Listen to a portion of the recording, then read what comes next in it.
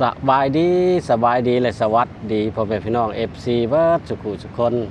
ยินดีต้อนรับเข้าสู่ช่องมนต์บ้านนาพาเลาะคือเก่าพี่น้อง แต่ว่ามื้อนี้เปลี่ยนบรรยากาศได้เปลี่ยนบรรยากาศตอนนี้เรากลับมาอยู่ที่สวนจตุจักรพี่น้อง มาเดินลิ่นในวันอาทิตย์พี่น้องก็เลยมาพ่อน้องสาวเนาะ แล้วโดยสวัสดีสบายดีค่ะ FC ของน้ำมนต์ มนต์บ้านนาพาเลาะ เนาะสบายดี บังเอิญเนาะ ขวดเด้อแม่น เฮามาโดยบังเอิญกับมาพ่อกันที่สวน แม่น โดยที่บ่ได้นัดหมายกันเนาะ แม่น อืม ก็ก่อนอื่นก็ขอแนะนำตัวก่อนเนาะก็น้องเองก็ชื่อสาวผู้ไทยเนาะหรือว่าชื่อทองไทยเนาะแล้วก็มีช่อง YouTube นำเนาะชื่อช่องแม่เลี้ยงเดี่ยวชาแนลเนาะฝาก ฝาก เป็นกำลังใจให้ในเด้อ ฝากทาง FC ติดตามและเป็นกำลังใจ แม่น ทั้งซ่องน้องแม่น้องเดียว แม่เลี้ยงเดี่ยว แม่เลี้ยงเดียวเนาะเพราะว่าเฮากะมาพ่อกันโดยบังเอิญพี่น้องเอ้ย แม่นบังเอิญ ลงจากรถไฟมานี่เนาะ ลงจากรถไฟมาแล้วก็เดินเข้าสวน แล้วก็สงสัยว่าเป็นคนทางสปปลาวกันเลยถักกันพี่น้องบังเอิญมาเป็นคนทางเมืองเดียวกันอีก แล้วก็เว่าไปเว่ามาทักทำข้าวกันเพิ่นว่าเป็นพี่เป็นน้องกันดีทุกคน ทาง FC อยู่ทางบ้านเจ้าหรือว่าทางบ้านข่อยเห็นเขาก็สิว่าไอ้มนต์ไปอยู่หันอีกแล้วไปอยู่น้ำน้องคนนั้นอีกแล้วแต่ว่าเฮาก็บ่ฮู้กันพี่น้องบ่ฮู้จักกันมา จักอันนี้ สิมาถามข่าวตอนนี้แหละว่ามากรุงเทพหรือว่ามาประเทศไทยนี่มาหยังมาเที่ยวบ่น้อง น้องนี่มาทำงาน โอ้ มาทำงานบ่ได้มาเที่ยวเนาะตอนมาไทยนะมาตอนแรกนี่มาอาทิตย์หนึงแล้วแหละมาเที่ยวนะมาหางานนะแล้วก็พอดีว่าน้าสาวหางานให้แล้วก็ได้งานได้นายจ้างแล้วก็เลยกลับบ้านไปเฮ็ดMOU นะเรียนเอกสารให้ถูกต้องตามกฎหมายของเมืองไทยนะแล้วก็เลยอาทิตย์หนึ่งก็กลับเข้ามาอีกตอนนี้มาเฮ็ดงานได้เดือนไปแล้ว สรุปแล้วว่าตอนที่แรกๆเนาะหรือว่าบ้านเขาเอิ้นตอนตำอิดเนาะตอนตำอิดที่ข้ามมาประเทศไทยนี่มาด้วยแบบมาเที่ยวเนาะ มาเที่ยวแล้วก็ มาเที่ยวน้ำญาติ หงน มาเที่ยวน้ำญาติน้ำยังแบบมาแบบพาสปอร์ตท่องเที่ยวเนาะ แม่น บัดนี้พอมีงานแล้วก็ได้งานแล้วก็กลับเมื่อเฮ็ด MOU แม่น ก็แปลว่าถูกต้องตามกฎหมายได้บัดนี้เนาะ แม่นถูกต้องตามกฎหมายแล้วก็มาเฮ็ดงานในประเทศเพิ่นเนาะเห็นแบบว่าประเทศไทยนี่แบบสวยงามแล้วก็เป็นตาอยู่เป็นตาแบบแม่นยังก็สะดวกสบายมีงานรองรับให้เฮาเฮ็ดนะเงินเดือนก็ดีเนาะ ค่อนข้างดีแล้วก็แบบเฒ่าแก่หรือว่าเจ้านายก็ดี อ๋อ ก็เลยอยากสนใจอยากมาเฮ็ดงานในเมืองไทยนะ การมาอยู่ทำงานอยู่ไทยนี่ได้จักเดือนแหละ ได้เดือนกว่าแล้วกำลังสิเข้า2 ได้ เดื เดื อ อน นกว่า แม่นได้รับเงินเดือนแรกไปก็ดีใจหลาย แม่นบ้านเฮาบ่เคยมีเงินเดือนเนาะ แม่นบ่เคยได้เงินเดือนหลายขนาดนี้ได้ คันว่าแล้วอยู่ตามบ้านนอกของนาชนบทถือว่าบ้านเจ้ากับบ้านข่อยก็เป็นชนบทแหละ แม่น คนละพังเซเนาะ แม่น คนละพังเซ อยู่บ้านนาอยู่บ้านนามนอยู่บ้านเหล่าน่านเนาะ อยู่บ้านเรานาด กับเมืองจำปาคือกัน บ้านเรานาดเมืองจำพรแขวงสวรรณเขต บ้านน้อง แม่เลี้ยงเดียว ก็อยู่บ้านฝนคอ บ้านบนข้อเนาะ ซึ่งเป็นเผ่าผู้ไทยเด้ ช แต่ น ว่า เผ่า เสียง ผู้ไท ก็ ย FC ก็สิว่าเอ้า เสียงน้องคือต่างแท้ว่ะ คือบอกคือกับปันมนต์บรรณาพาเลาะเนาะ ที่จริงน้องเป็นคนชนเผ่าผู้ไทยนะเว้า คนละ พี่เล มันสิแบบว่าสัญชาติลาวนี่สิมีหลายชนเผ่าเนาะ แม่น อันนี้เป็นชนเผ่าผู้ไทย อันนี้ชนเผ่าลาวลุ่ม แม่น อืม ก็ สองชนเผ่ามาพ้อกันมาถามข่าวกันเนาะ แม่นก็ดีใจหลายเนาะได้มาพบพ่ออันหน้ามนต์โดยที่แบบว่าบังเอิญเนาะ บังเอิญเนาะ บ่ได้ดหมายหยัง บังเอิญ แล้วก็อยากถามว่าน้าก็มาทำงานบ่น้าหรือว่า ว่ามาเที่ยว มาทำงานหลายปีได้ อ้าวเป็นยังไงอ๋อห มา ลาย ทำ ปีแล้วบ่ มาทำงานหลายปีแล้ว เพราะว่ามาแรกๆนี่สิหลักข้ามเพื่อหางยาวได้แต่ก่อนได้ โอ้ สมัย30 ปีก่อนได้ หน้ามนต์นี่อยู่ 30ปีก่อน อยู่ดน อยู่ แสดงว่าอยู่เมืองไทยในอยู่ดนแท้ อ่า อันนี้ อยู่ดนอีหลี อ เพ ยู่ ราะว่า 30กว่าปีเลย 30 ปีจากนั้นมาถึงปัจจุบันนี่เนี่ย30 ปี เพราะว่าสวนตะจุจักรบอสวนลุ่มบอเลยก็เป็นบ่อนหนัดไม้ของคนลาวเฮาตะกี้ที่พวกเขามาทำงานแบบบ่ถูกต้องตามกฎหมายนะ หลังจากที่เขาเลิกงานหรือว่าวันเช้าวันอาทิตย์แบบนี้เขาก็สินัดพ่อกันมาเจอกันว่ามาพ่อกันอยู่สวนลุ่มเด้อหรือว่าสวนตะจุจักรเด้อไปสิก็สิได้เห็นพี่น้องชาวลาวแต่สมัยก่อนแต่ข้าวบ่มี MOU นะตอนนี้ แต่30ปีคือล่าง ตอนนี้หน้ามนต์คนเหล่านาดกะอันมี MOU เรียบร้อยเลยมีแบบว่าถูกต้องตามกฎหมาย แต่ว่าหากก็มีหวัง10 ปีขึ้นหลังมานี่แหละเอาเฮ็ดถูกต้องตามกฎหมายก็ได้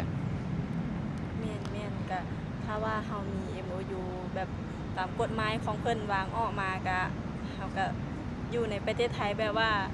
สบายเนาะ เป็นจังได๋แหละว่าอยู่เมืองไทยนี่ต่างจากบ้านเฮาบ่หลังจากที่ว่ามาอยู่ได้30 ปีอะนะเป็นหยังคือบ่อยากกลับไปอยู่บ้านเฮาอะนะ แปลว่าการที่มาอยู่ประเทศไทยว่าง่ายๆเนาะที่เขาใช้ชีวิตอยู่ประเทศไทยนี่หลายกว่าอยู่บ้านเฮาอยู่บ้านเฮานี่จำความได้จาก18 ปีอยู่บ้านเฮาได้เป็นหนุ่ม 18 ปี อยู่ใช้ชีวิตอยู่บ้านเฮาแค่18 ปีเอง โอ้ ตอนเป็นหนุ่ม หลังจากหันกลับมาใช้ชีวิตอยู่เมืองไทยหรือว่าอยู่เมืองกรุงนี่แหละ เป็นคนทำงานเป็นลูกจ้างเขาจ้างเจ้านายเลย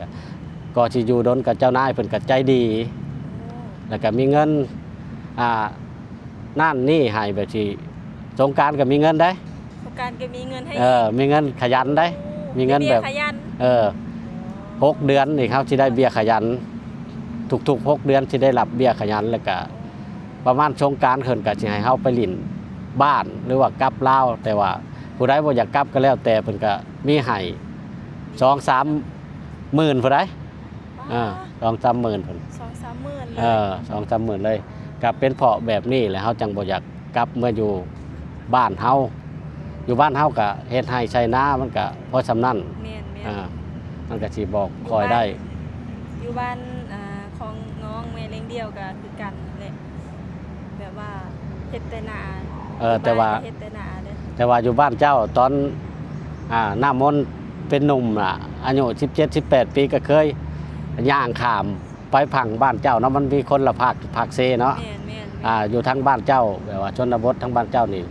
สิอาชีพก็ ทำนา ปลูกพังแล้วก็เลี้ยงสัตว์ส่วนมากก็สิเลี้ยงสัตว์ทำนานั่นแหละเลี้ยงสัตว์นี่หลายงัวนี่หลายมากเลย หลาย งัวนี่หลายมากเลย แต่ว่าแถวผู้ไทยก็เพิ่นสิเอิ้นโง่เนาะฝั่งพุ่นก็สิโง่เยอะไปสินะโง่หลายไปสิแปลว่าเพราะว่ามีพอเชียวพอหักพอหยังอยู่บ้านนั่นแหละเพื่อนเพิ่นก็ใกล้ๆทางโรงวัดอยู่บ้านโพนข้อ ซึ่งพอเสี่ยวของอันหน้ามนต์ก็คือเป็นพี่น้องกันกับชาวผู้ไทยทุกคนแล้วก็พ่อของชาวเจนนี้เนาะที่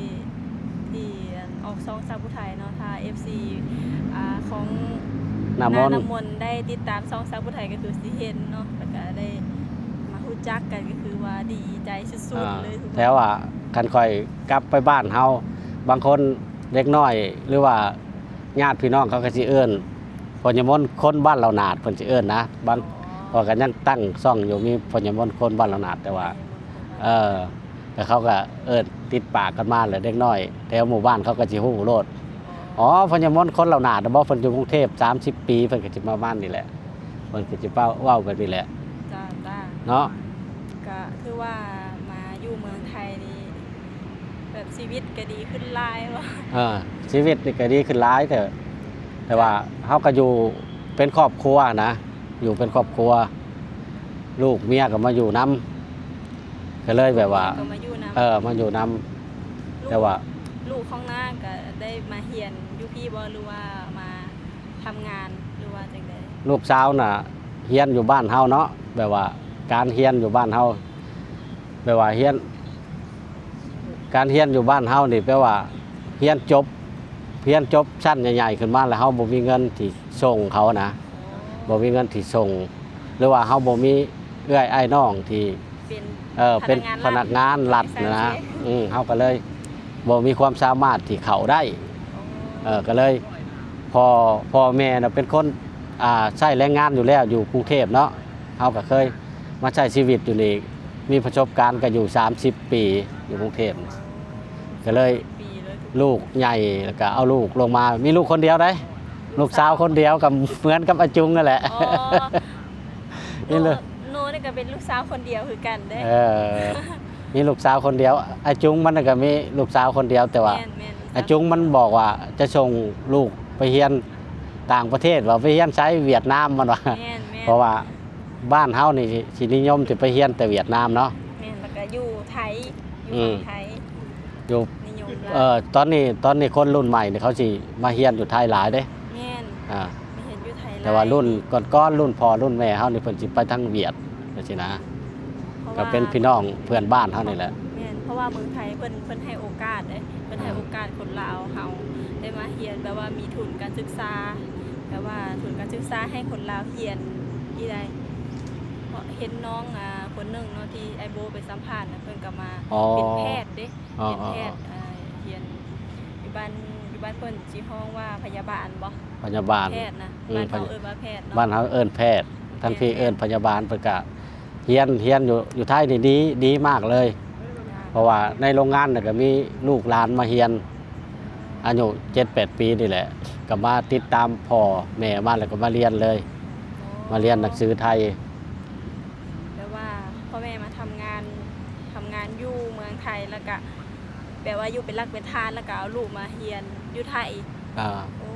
สุดยอดเลยดีทุกคนนี่แหละแปลว่าเมืองไทยเพิ่น เมืองไทย เปิด เนี่ย โอกาสให้ เปิดโอกาส ให้คนลาวให้แรงงานลาวเนาะเพราะว่าจะแรงงาน